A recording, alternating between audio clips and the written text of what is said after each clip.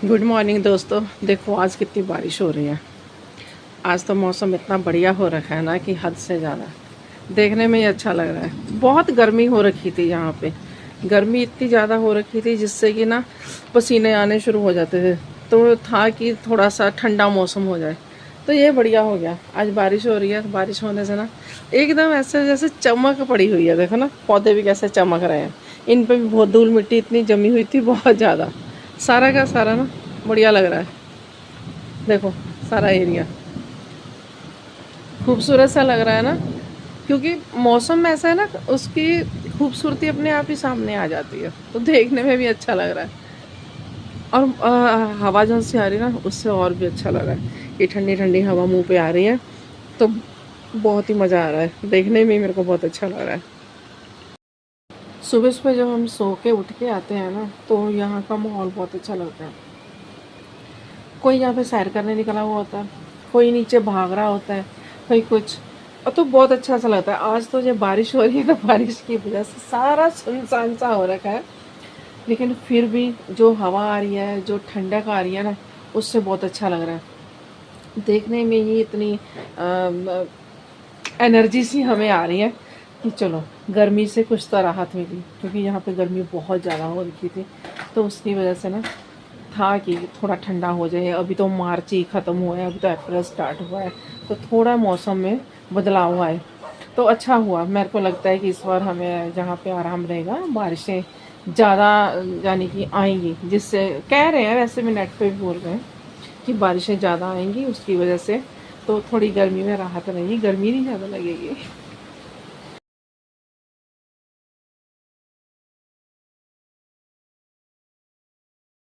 सामने वाला जैसा घर है ना, इनके यहाँ पे ट्रैक्टर भी है।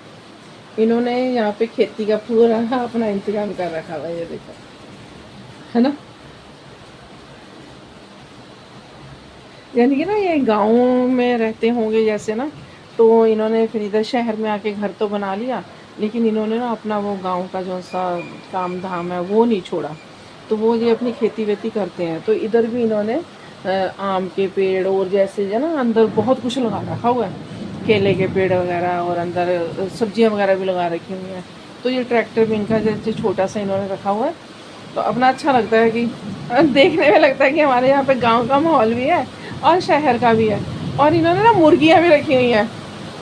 रोज सुबह 4 बजे ना मुर्गा बांग देने शुरू हो जाता है, टाँ टाँ टाँ, इतनी जोर जोर से बोलता है। और उधर से शाम को 4 बजे शुरू हो जाता है। मैं सोचती थी सिर्फ मुर्गा सुबह ही बोलता है, नहीं, मुर्गा शाम को भी बोलता है। तो सारा दिन kit kit kit kit kit kit kit भी करती ही रहती है मुर्गियाँ, लेकिन बहुत अच्छा लगता है। एकदम गाँव का माहौल सा लगता है हमें यहाँ पे। तो फीलिंग शहर की भी आती है और गांव की भी आती है, डबल फीलिंग है हमारे यहाँ पे हैदराबाद में। तो बहुत अच्छा लगता है यहाँ का माहौल। शाम को तो इतना अच्छा लगता है कि सारे घूम रहे फिर रहे एंजॉय कर रहे होते हैं, तो देख के लगता है कि चलो बाबा जी ने हमें बहुत अच्छी जगह घर दे दिया, ताकि हाँ ये नहीं है अकेले हम अंदर ही अंदर घुट घुट के मरने लायक नहीं है। यहाँ पे कुर्सी डाल के बैठ जाती हूँ बालकनी में, तो बालकनी में इतना मज़ा आता है। चाहे तुम चाय लेके बैठ जाओ, चाहे तुम पकौड़े लेके बैठ जाओ, जैसे भी है ना। तो चलो आज थोड़े से पकौड़े बना लेते हैं, क्योंकि बारिश हो रही है, थोड़ा चटपटा सा खाएंगे तो बढ़िया रहेगा, है ना। चलो आज पकौड़े बनाते हैं, और हर एक वैरायटी के बनाते हैं। देखते हैं कौन कौन सी चीज़ें फ्रिज में पड़ी हैं, उसी को निकाल निकाल के बनाऊंगी। कोई स्पेशल बाहर से तो नहीं लेने जाऊंगी, जो भी फ्रिज में पड़ा है वही निकालूंगी और वही बना लूँगी। चलो आज खाते हैं चटपटे पकौड़े। मैं भी ना बिल्कुल पागल हूँ, बात कर रही हूँ पकौड़ों की, क्योंकि पकौड़े खाने का मन था। बारिश बहुत तेज़ आ रही थी, लेकिन आज अष्टमी है, तो मेरे को तो कंजकें पूजनी थी। तो मेरे को कंजकें तो मैं नहीं पूजती, लेकिन ये है कि माता रानी को मैं माथा ज़रूर टेकती हूँ। तो वो फिर मैं प्रसाद बना के ना माता रानी को भोग लगा लेती हूँ, और फिर उसके बाद ही मैं फिर हम सब खाते हैं। तो मैंने ये माता रानी की पूजा की, और मैं फिर फटाफट आई हूँ किचन में मैं नहा धो के जो मेरे हाथ में ड्रेस आई मैंने वही पहनी, और जो मेरे हाथ में आता है ना मैं वही उठा के वह फटाफट पहन लिया। ऐसा कुछ नहीं था कि मैं बहुत अच्छे से तैयार हूँ, बहुत बड़े, पता नहीं अब इतना मन नहीं करता कि बहुत अच्छे से तैयार हूँ या कैसे। अब पता नहीं उम्र हो गई है या कैसे है, कई बार पाँव में दर्द हो रहा होता है, कभी कुछ हो रहा होता है, तो अब ना इतना वो नहीं हो पाता कि हम ये कर लें वो कर लें। जैसे है चलो ठीक है, अपना गुजारा करते हैं। तो मैंने फटाफट ये सूजी का और बेसन का हलवा बनाया। सूजी का और बेसन का हलवा बहुत टेस्टी बनता है और पूरा देसी घी में बनाओ तो बहुत ही मज़ेदार बनता है। तो मैंने इसमें बादाम काजू किशमिश कुछ नहीं डाले क्योंकि मेरे बच्चे ही नहीं खाते तो मैं क्या करूँ, तो फिर मैंने ऐसे सिंपल ही बनाया। लेकिन इसमें जो मैंने अपना प्यार डाला, अपनी मेहनत डाली, अपना वो सब, वो तो माता रानी देखती है ना कि हाँ ये अपने मन से बना रहे हैं, तो वो ही बहुत चीज़ है। क्योंकि खाना तो हम लोगों ने होता है, उन्होंने सिर्फ खुशबू लेनी होती है। और सबसे बड़ी बात, जब हम कुछ खाना बनाते हैं, जो कुछ करते हैं, तो इसमें हम अपना कितना प्यार डालते हैं, कितना अपना एफ़र्ट डालते हैं, हमें ऐसे करना है, वैसे करना है, बहुत सी चीज़ें हम इसमें करते हैं और बहुत सी हमें यादें हमारे एक तो दिमाग में चल रही होती हैं। और सच्ची जब हम ये खाना बनाते हैं, बच्चों के लिए बनाते हैं ना, और खुद को कितनी अच्छी फीलिंग आती है कि हम अपने बच्चों के लिए कुछ बना रहे हैं और बच्चे भी हमारे खुश होकर मन से खा रहे हैं। कभी भी मेरे बच्चे नुक्स नहीं निकालते। चाहे ये माएँ तो माएँ होती हैं, माँओं को होता है हम अच्छे से अच्छा बच्चों को बना के खिलाएं। देखो खाना तो वही होता है, चीज़ें वही होती हैं, सिर्फ बनाने का एक ढंग होता है। हर कोई अपने तरीके से खाना बनाता है। ऐसा नहीं है कि किसी को नहीं आता, चाहे कोई गरीब है चाहे अमीर है, सब अपने अपने हिसाब से अपनी कुकिंग करते हैं और सब अपने बच्चों के लिए बनाती हैं और पेट सब भर के ही खाते हैं। और वैसे भी कहते हैं ना, माँ के हाथ का खाना तो वैसे ही बहुत टेस्टी होता है। अब पता नहीं उसमें क्या होता है जो इतना टेस्टी होता है, बस ये है कि माँ का प्यार ही होता होगा और तभी इतना खाना टेस्टी बनता है। और तो वैसे तो कुछ उसमें हम एक्स्ट्रा डालते हैं, नमक मिर्च हल्दी मसाला ही डालते हैं, कुछ उसमें एक्स्ट्रा तो डालते नहीं है। बस यही है कि बनी बनाई चीज़ जब किसी को मिल जाती है ना, उससे जो खाने का मज़ा है ना, तो वही उसी को ही प्यार बोल देते हैं। चाहे माँ ने बना दी, चाहे बहन ने बना दी, चाहे किसी ने बना दी, वही हमारा एक जब हम प्यार रसोई है। में काम कर रहे होते हैं ना, तो हम अकेले नहीं होते, हमारे साथ बहुत सारी जानें, बहुत सारे लोग हमारे साथ काम कर रहे होते हैं। कभी हम अपनी माँ को याद कर रहे होते हैं, तो कभी हम अपने सास ससुर की बातों को याद कर रहे होते हैं, कभी नंदों को तो कभी बहनों को। यानी देखने में हम लोग किचन में अकेले होते हैं, लेकिन किचन में हमारे साथ बहुत सारी यादें होती हैं, बहुत सारे लोग होते हैं, कुछ अच्छी कुछ बुरी। बस हम इन्हीं में उलझे उलझे काम लगे रहते हैं, काम करते रहते हैं। चाहे सब्जी बना रहे हैं तो चाहे कुछ बना रहे हैं। कई बार हमारी सब्जी जल जाती है क्योंकि दिमाग हमारा कहीं और होता है और खाना हम कहीं और बना रहे होते हैं, ध्यान हमारा कहीं और होता है। ऐसा सबके साथ होता है, ये नहीं कि मेरे साथ ही होता है, सब लेडीज़ के साथ होता है। मैंने तकरीबन नोट किया है कि जब भी मैं किचन में आती हूँ ना, मुझे जितनी अच्छी बुरी यादें हैं सब याद आने लग जाती है और मैं एकदम से कई बार तो रोने भी लग जाती हूँ। ऐसे होता है मेरे साथ। आप लोगों के साथ कैसे होता है?